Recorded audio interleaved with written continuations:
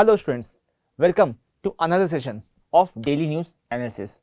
Today we will be discussing 4 topics in the explain section, which are the recent cough syrup contamination issue, which caused a lot of children's deaths. Then we have the Nobel in chemistry, which was awarded for the metal organic frameworks. Then we have the collaboration between JNU and IIT and how it impacts the future research initiatives.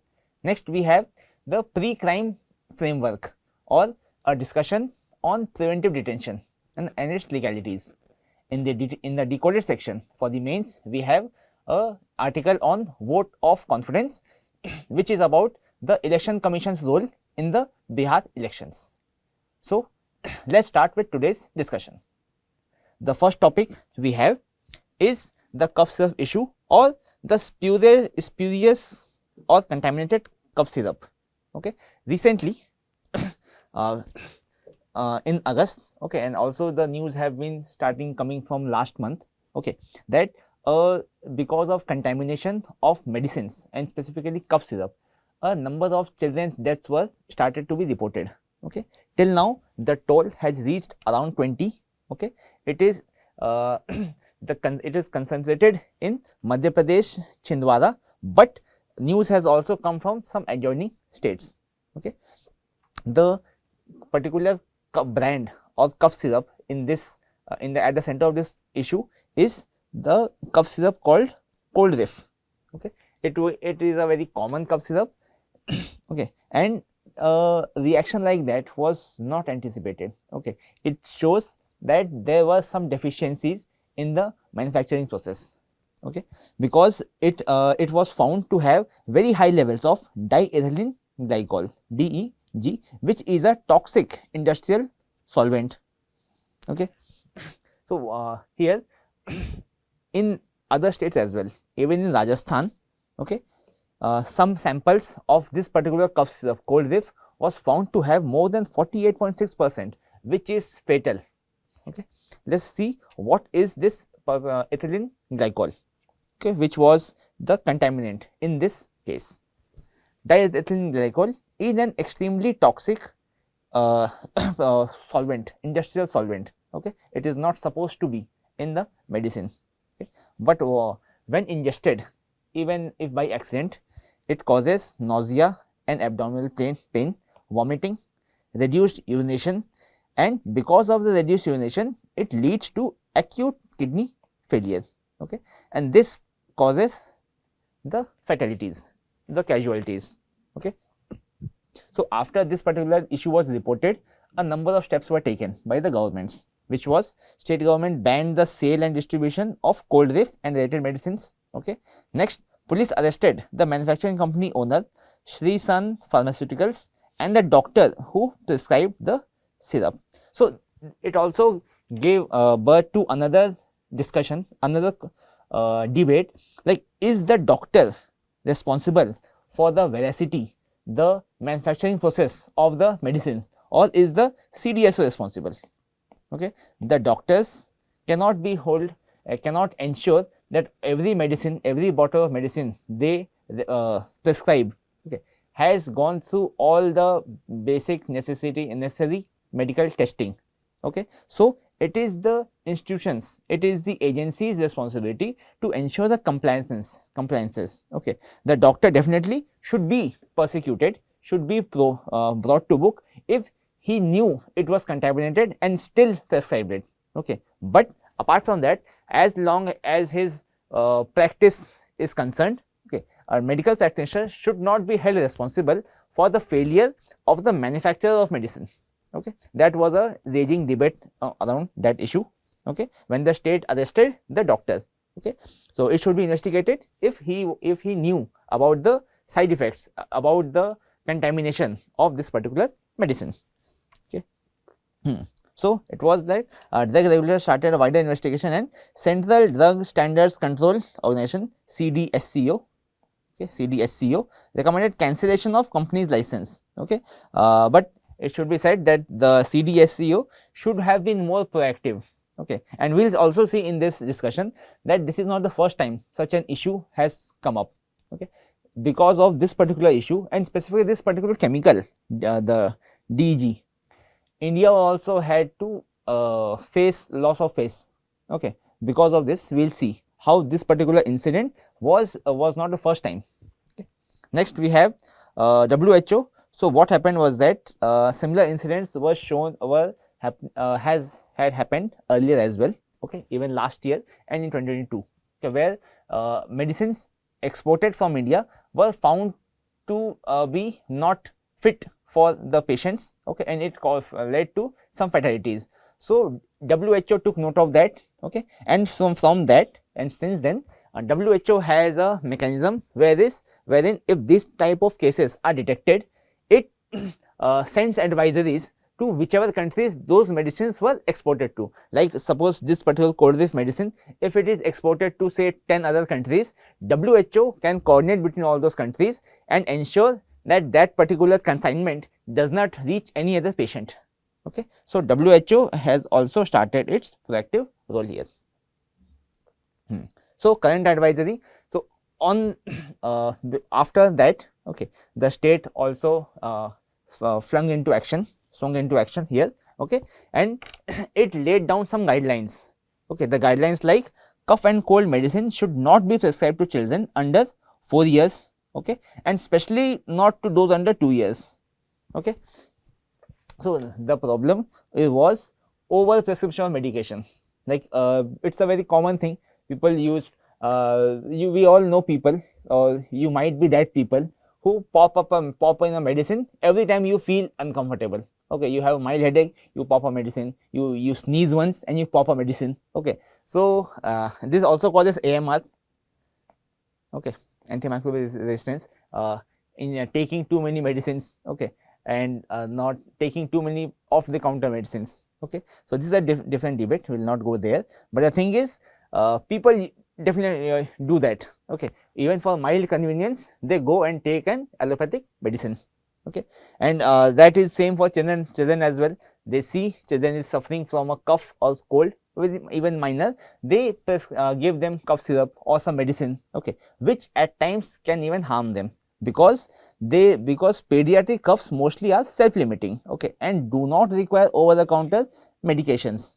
Okay, so if you see any child under 2 or under 4 years old having mild cough and cold, don't worry about it. Okay, don't give a lot of medicines. Okay, those are reactions to some pathogens, some particular germs and all, and it can be self-limiting. It has a cycle of 2 days and it can recover.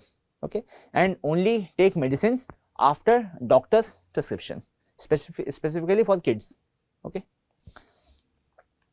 So this study episode underscores the urgent need for more stringent pharmaceutical regulation, better drug quality testing, and increased awareness among healthcare providers and families about the risk of cough and cold syrups for children.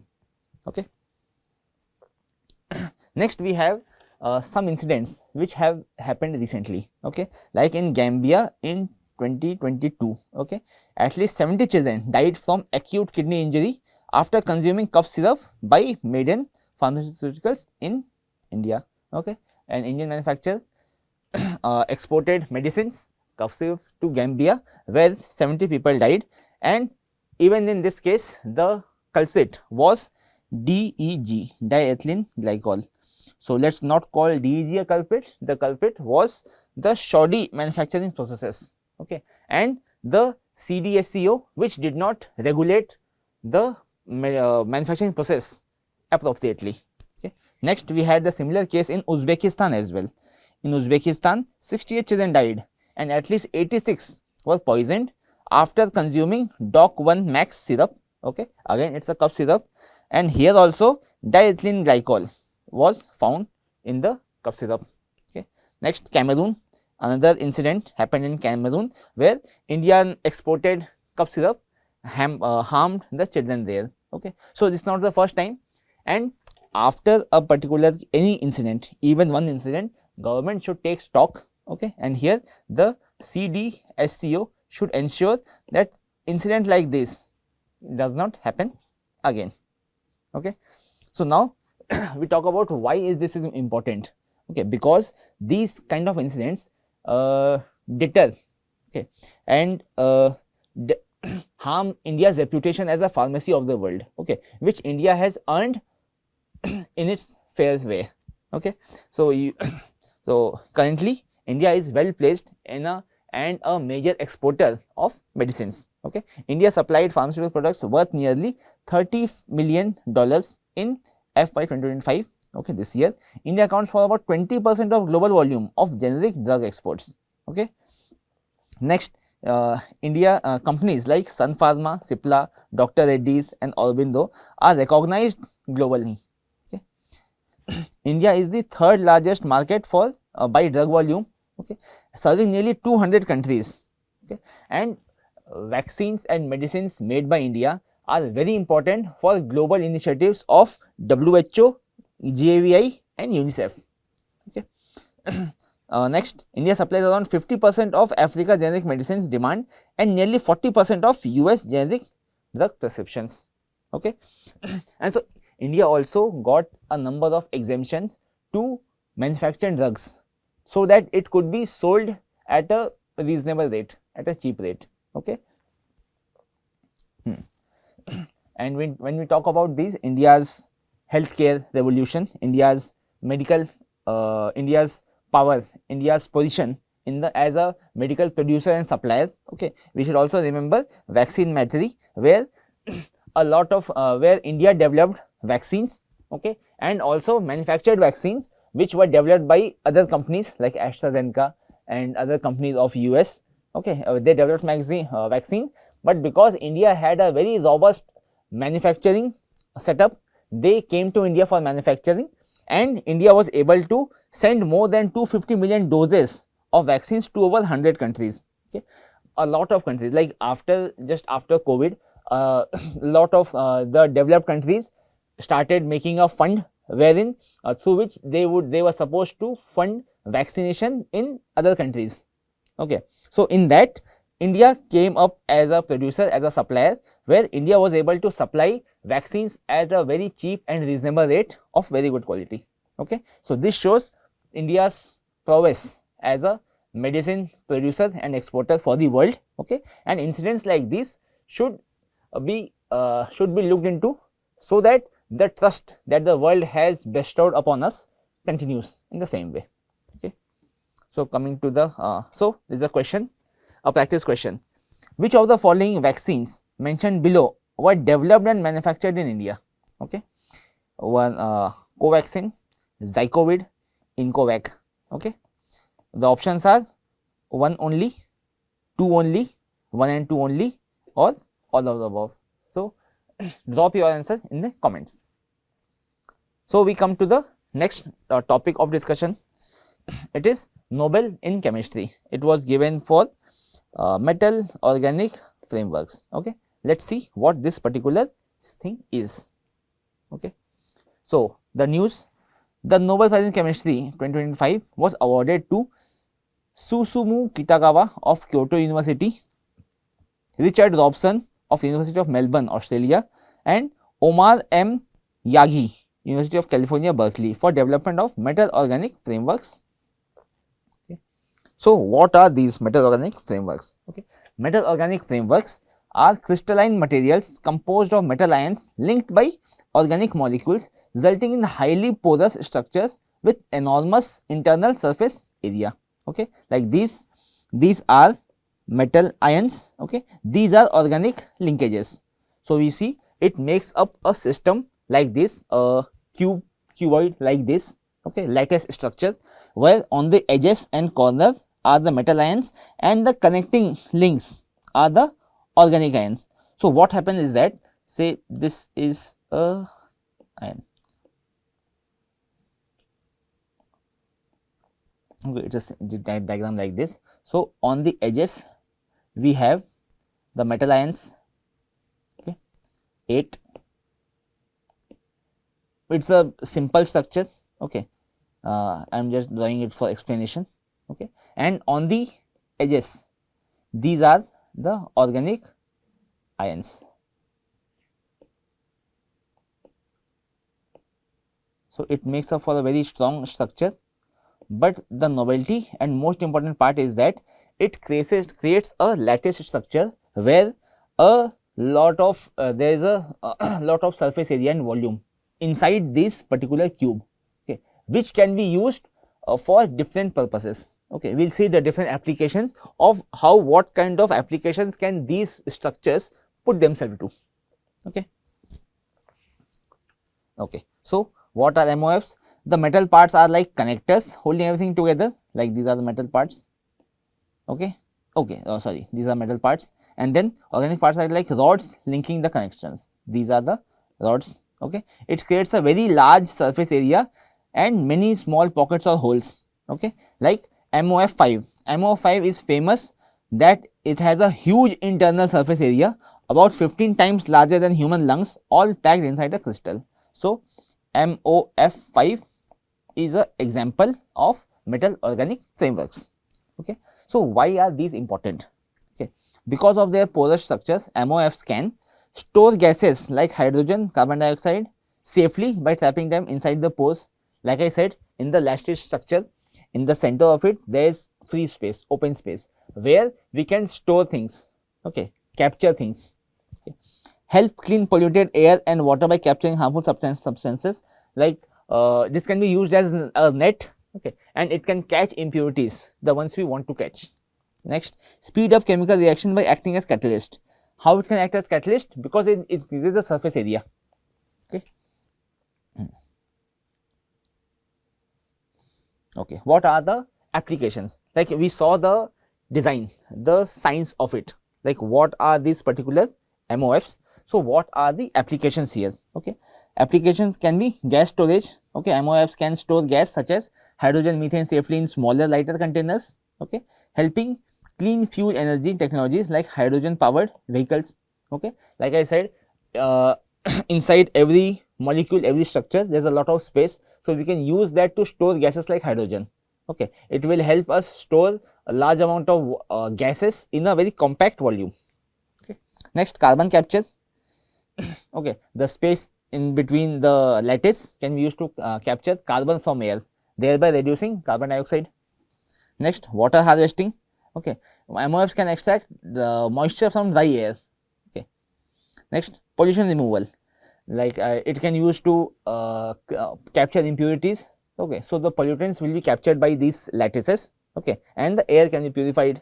Okay, it is used in catalysis. Okay, because of its high surface area. Okay. Next, drug delivery and storage. Okay, their porous structures is studied for controlled drug release and preservation of pharmaceuticals. Okay, so these are the important applications of these MOFs.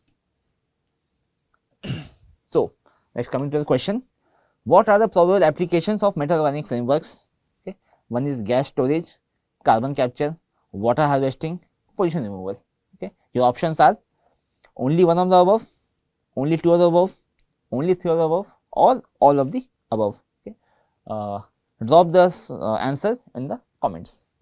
So we come to the third topic of the day. It is a news about the collaboration between IIT Delhi and JNU. Okay, they introduced this particular idea in a very innovative way. They said the road dividing Indian Institute of IIT Delhi and JNU is said to become a bridge. Okay, and this metaphor sticks very well because actually those two institutions are placed very near. Like this, it's on a map. Okay, from JNU to IIT Delhi, the distance is only 1.9 kilometers. Okay, so it talks about how and there's a road from the main gate of IIT to a main gate of JNU. So it talks about how this particular road has been turned into a bridge by their collaboration. Okay. Next, about the news. Okay, JNU and IIT have entered into a memorandum of understanding (MOU) to collaborate on academics, research, and technology development across various disciplines. Okay, highlights: MOU facilitates sharing and joint development of research facilities, laboratories, libraries, instrumentation hub between institutions. Okay, like they can pool their resources. Okay. Next, partnership leverages the complementary strengths of two institutions: JNU's expertise in social sciences, humanities, and IIT discipline is advanced engineering and technological infrastructure. Like you will see, I have some use cases of how these two institutions can pool their expertise. Like JNU has expertise in a humanities background, IITs has expertise in technical background, okay, the technical knowledge. So we can see how these two can work together. Okay, key areas of joint focus include disaster research, comprehensive studies of Indian in northeast regions, broader. Okay. So collaboration supports cross-institutional supervision for PhD students and promotes academic exchanges to foster innovation and knowledge sharing. Suppose cross-institutional supervision for PhD students, like someone who is doing PhD in IIT can have a guide who is from JNU. Okay, so now it was unheard of earlier, but now because of this MAU it can be possible. Okay, what is the broader impact? Okay, this partnership represents the modern model of Indian higher education landscape. Okay, like what used to be happen earlier was that everything was in silos. Silos as in you all might have faced this question after class 10th. Okay, will you take science, commerce or humanities? Okay, for many it was not a choice. Their marks in 10th decided what they will get. If they scored very well, they were naturally and organically funneled into science. Okay, and if they did not score very well, they were given arts ki chalo kuch to pad lo, something like that. Okay, and commerce students had a choice. Okay, they could jump either way. Okay, so they were privileged always. Okay, but now lately, because of the research development across fields, we have seen that the boundaries between these are eroding slowly. Okay, now someone who he is doing cutting edge research in say science or cutting edge research in say finance, okay, will need technological help and also humanities help. Okay, so because these walls separating these silos are breaking, we need to have interdimensional, okay, the cross fertilization of ideas.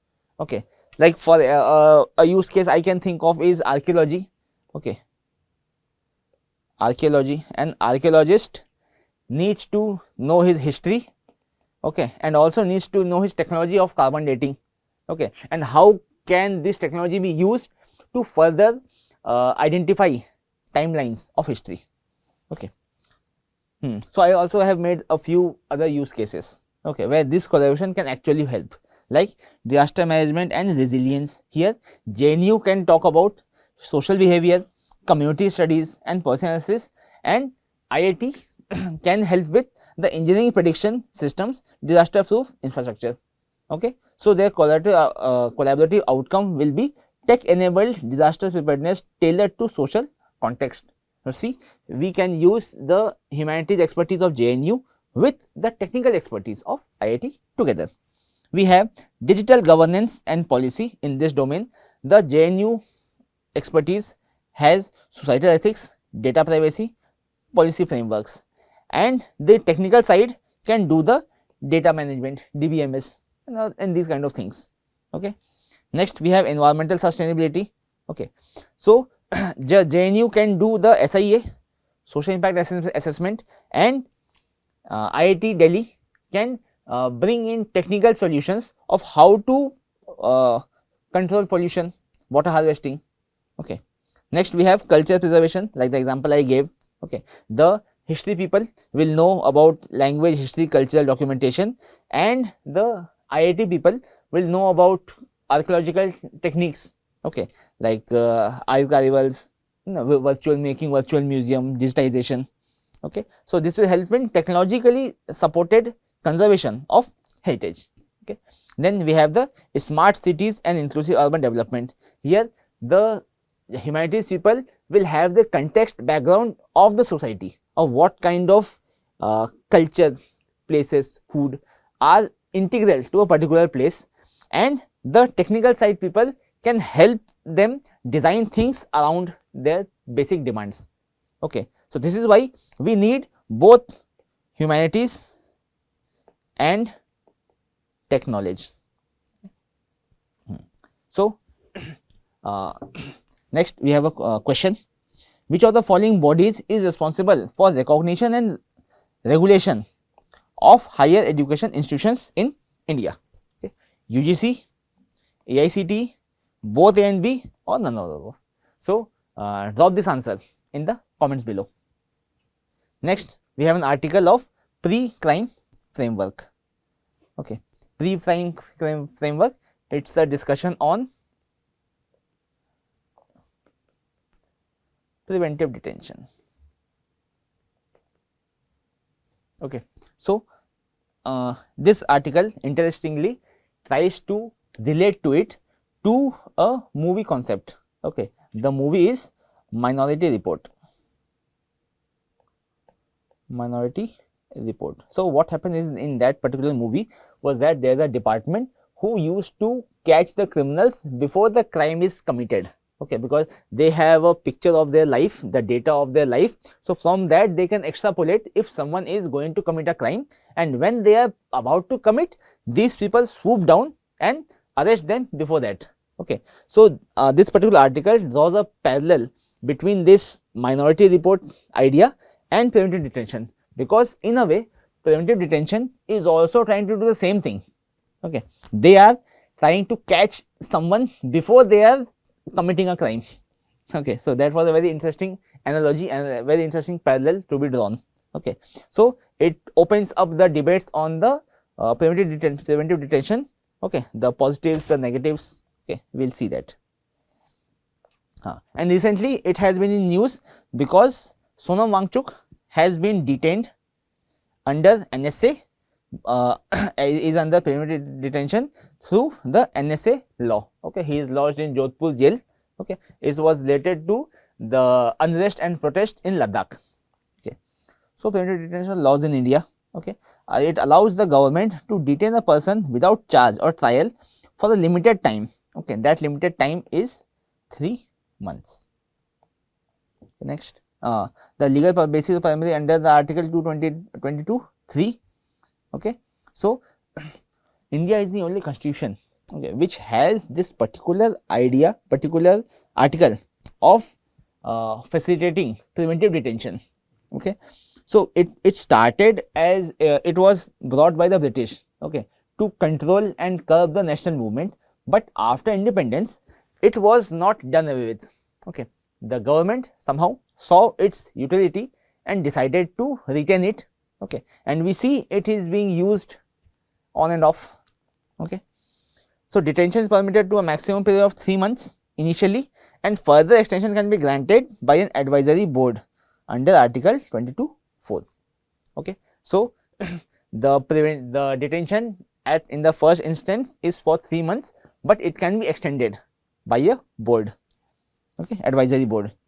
So ground for detention typically include security of the state, maintenance of public order, foreign affairs, and supplies essential communities, essential to a community. Okay, so major laws through which this is done is NSA and UAPA and Public Safety Acts.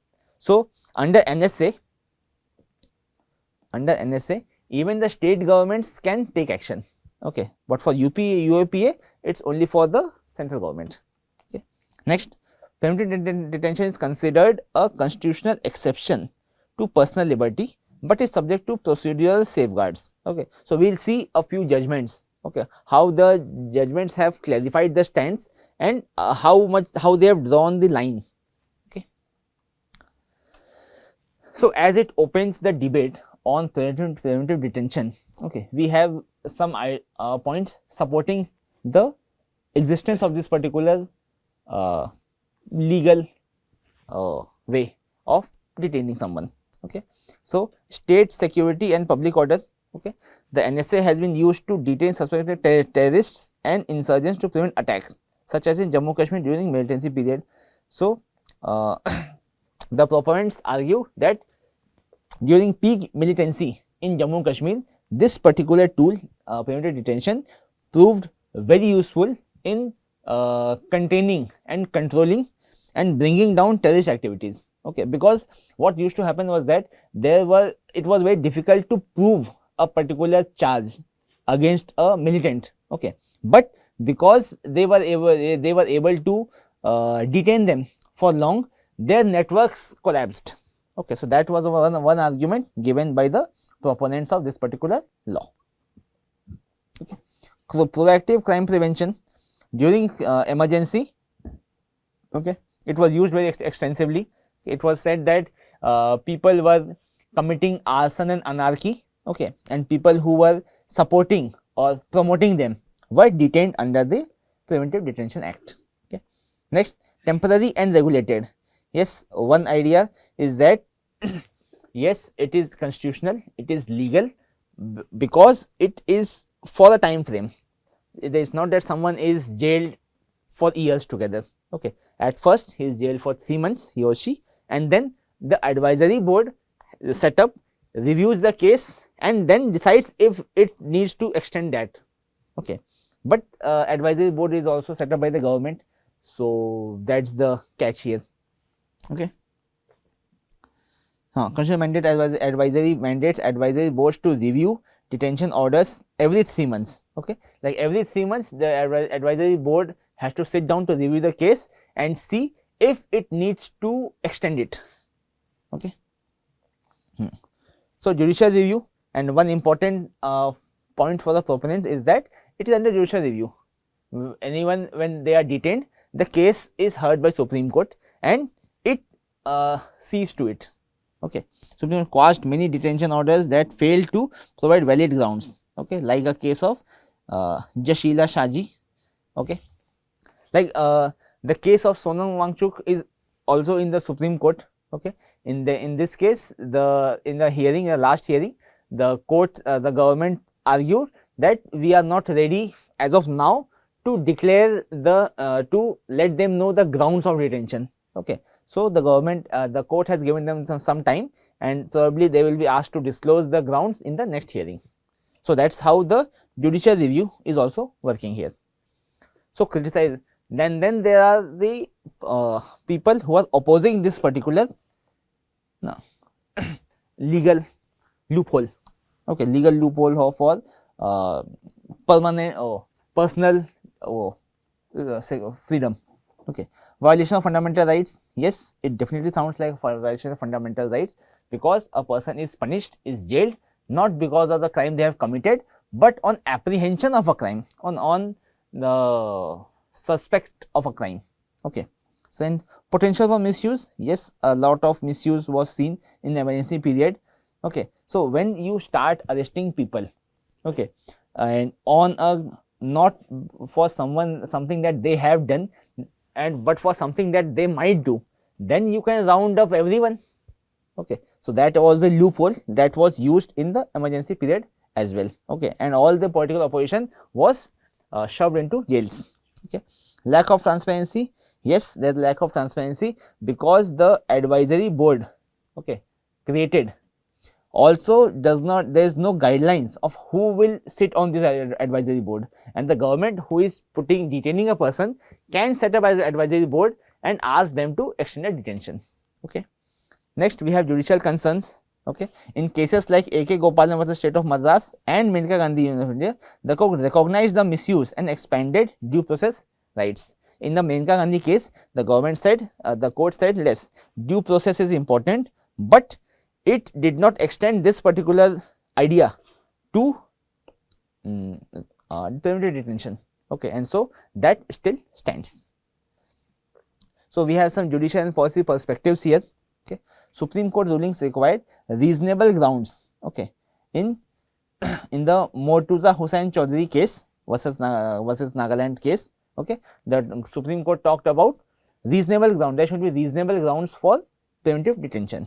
Okay, the preventive detention orders must be specific. Okay, it was ruled in the case of Paul Maniknewell. Okay, periodic review. So because of the due process idea, the periodic review needs to be done, which is done every 3 months. Okay. Reforms such as 2020 management unlawful focus on balancing authority and security. Okay, so these are the debates around that a side argues why is it necessary, one side argues why it should not be the case. Okay. So that is a debate around it. And after independence, there were a lot of debates in the constitutional assembly about this, and the leaders decided to keep this. Okay, but the condition was that it had to be used very sparingly and rarely. Okay, but lately, because a particular loophole is there, it cannot you cannot limit it to say you can use it only 3 times a year, you can use it only 5 times a year.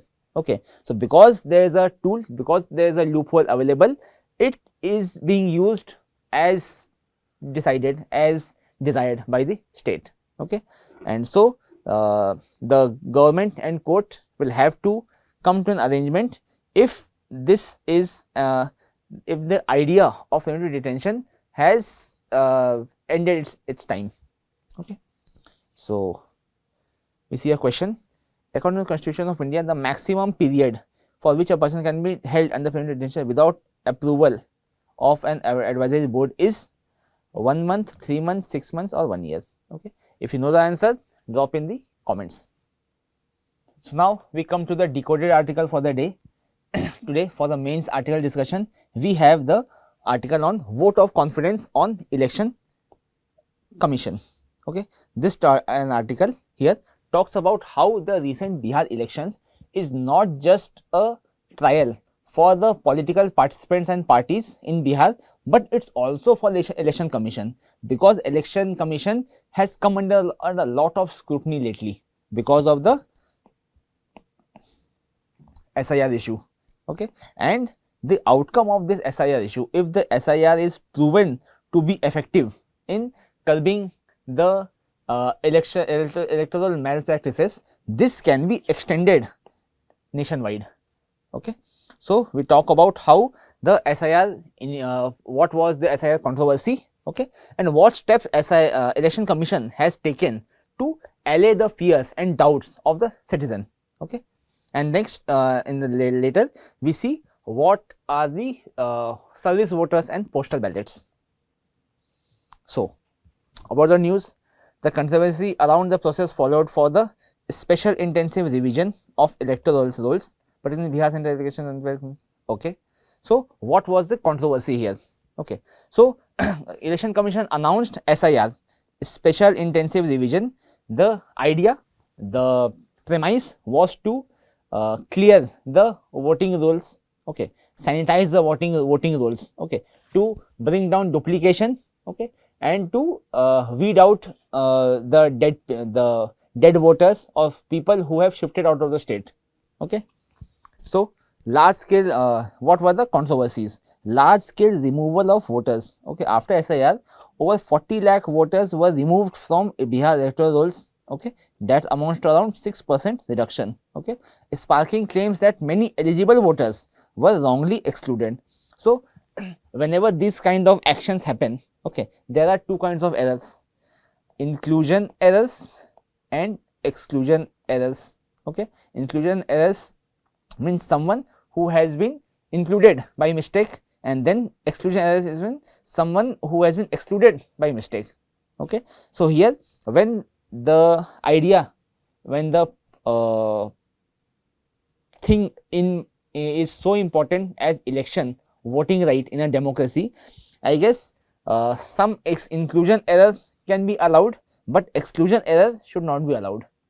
Okay, next we have allegations of disproportionate impact. So because 6% of 40 lakh voters were removed, okay, the opposition parties called out saying this does not seem random, and maybe voters of the opposition of particular political parties, caste communities are being targeted.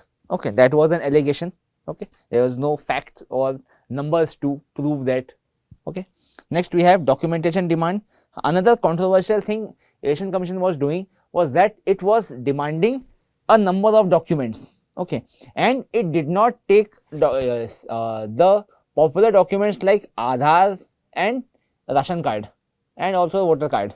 Okay, it was asking about the parentage lineage documents. Okay, so that was very difficult for people to get, and Supreme Court had to ask the Election Commission to add Aadhaar to the list. Okay. Next, Supreme Court and EC action. Supreme Court saw detail excluded names and also no formal complaint. Okay, so these were the controversy. Next, timing and credibility issues. So Supreme Court remarked that why is the Election Commission in such a tearing hurry, okay, to conduct this before election. Like, yes, the Election Commission does this revision before elections, but what was the logic of doing this particular SIR, special intensive revision, just months before the election? Okay, it could have been done an year or two before the election. So because of the squeezed timeline, a lot of chaos happened and people were very worried if they will miss the chance to vote. Okay, and because there were a lot of issues with BLOs. Okay, like BLOs were supposed to get to each and every house to check the papers. Okay, and doing this in a very sunk timeline was very difficult. So Supreme Court also pointed this out, that there was no tearing hurry for it. You could have done it after the election, or if you had something in mind, you should have started earlier so that the process would have gone smoothly. Next, broader concerns. Controversy ignited debates about transparency, accuracy and inclusiveness in voter list revisions. Okay, when the Election Commission did not give all the answers to the political parties or the questions they were raising, okay, it was not looking very good on the Election Commission side. Okay, like when the press conferences were given and press releases were released, it was not backed with specific data and specifics. Okay, so this caused a lot of confusion, okay, and little doubts on the Election Commission. So Supreme Court Election Commission bounced back, okay, and it said we will bring new initiatives to win over the trust. So Election Commission said we are doing 17 new things. Okay, so we'll see what was that. Okay, EC announced 17 new initiatives. So let's see what were these initiatives. Next, an extensive cleansing of voter list to remove duplicates and ineligible names. Like I said, it was SIR where 6% of the names were removed. Okay. Next, larger polling booths and additional booths. Okay, like earlier, each polling booth was to have 1800 voters. Now it has been brought down to 1200 voters. It means large number, the number of booths have been increased. Okay, elderly and differently abled facilities, friendly facilities. Yes, even earlier ECI had the rule of having ramps so that it is the voting booths become disabled friendly, and this and now Supreme Court, the Election Commission has also given the facility of postal voting to people more than 85 years of age in Bihar. Okay. Next, permission to allow mobile phones till outside the polling station periphery. This is done to promote transparency. Okay. Next, mobile phones. But what was seen last year in last elections was that some people were seen taking phones in the voting booths and also videographing their voting process. Okay, so it caused a lot of controversy. So now Election Commission will ask everyone to deposit their phones outside voting centers. Okay. Next, color photograph of candidates on EVM ballot papers for easy identification. Okay. For candidates, like India is the only country, okay, which has official symbol allocation for parties. Okay, it was done as an innovation. Okay, it was done as an innovation by Election Commission in the first election 1952. It was done because that time the literacy level of India was very less, around 10-15. Okay, so how would have people known which party, which candidate to vote for. So every voter was given a symbol, okay, so that the voters could identify their candidates and vote for them. Okay. Large font size for serial number of ballot papers. Even on ballot papers, the font size has been increased so that people can see easily. Next, participation of booth level agents from political parties in mock polls. Like in the election morning, before the start of election, all the candidates or the political parties can send their representatives to check the EVMs. Okay. Next, 100% webcasting of all polling stations for real-time transparency, and introduction of Unified Digital App ECI Net. So these two initiatives have what these will do is that it will show the live voter percentage. Okay, because a controversy was raised when it was seen that after 5 and 6 p.m. Disproportionate numbers of voters were seen to be voting. Okay, so that to allay, to prevent this kind of accusation, the Election Commission will now live broadcast the number of votes being cast. Okay, so that's a very good step in the for transparency. Okay, increased remuneration and honorariums for booth level officers, polling and counting staff. It's also for security staff. Okay, like conducting elections is a very expensive business. Okay, and Election Commission has increased remuneration. Okay, so that people are motivated. Okay, training of over 7,000 BLOs, supervisors in election management. Okay, faster processing delivery of EPIC. Counter established to reduce waiting lines in, and queues at booths. Okay, this is important so that voting does not seem to be a very tedious and difficult process for voters. Okay, so they can go and vote seamlessly. Political party agent booths allowed entry just 100 meters from polling booth. Okay, collaboration police. Okay, consultation political party address their concern and feedback. Okay, so these initiatives are targeted to boost people's confidence in the voting process and boost EC's reputation, okay, as a independent and efficient institution. Okay, so now we come to the idea of service voters. So what are service voters? Service voters are members of the armed forces, paramilitary personnel, state police, government employees posted outside their home constituencies and officials posted abroad like diplomats. Okay, they are entitled to vote not being present at their place of ordinary residence.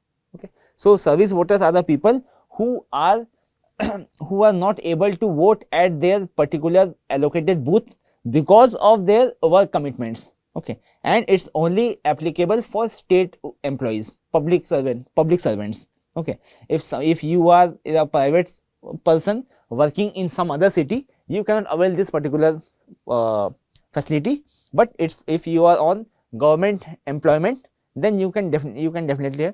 There was an idea to expand this idea of postal ballots, but it is yet to take place. There are debates around it, like because there are people who migrate. Okay, like most of you are not currently living in a place where you vote. Many students move to different cities, move to Delhi for preparation. Okay, so if you had and it might not always be feasible for you to travel back to your home state just to vote. Okay, so if this particular facility is given to you, the voting percentage will definitely increase, but with it will also come the idea of electoral malpractices, because the voter percent is around 70-80%. So there is always 10-20% people who are not able to vote, who are not voting, and if this particular idea is applied, okay, the voting percent might increase and it will be very difficult to find out who are actually voting or not voting. Okay, so that is the concern which Election Commission will have to delve into. Okay, so postal ballots to enable service voters exercise their franchise. India provides postal ballots as a convenient voting method. So what happens is that people who are service voters get postal ballots by post. Okay, it will have the names of all the candidates in their constituency and they can mark their vote and then post it back. Okay, so they mark their choice secretly and send back to ballot via post within the prescribed time. Postal ballots ensure that service voters are not disenfranchised due to their deployment for work assignments. Okay, the process is strictly supervised to maintain secrecy, integrity, and timely counting of votes. Postal ballots are also available by certain categories like persons with disabilities and those in preventive detention.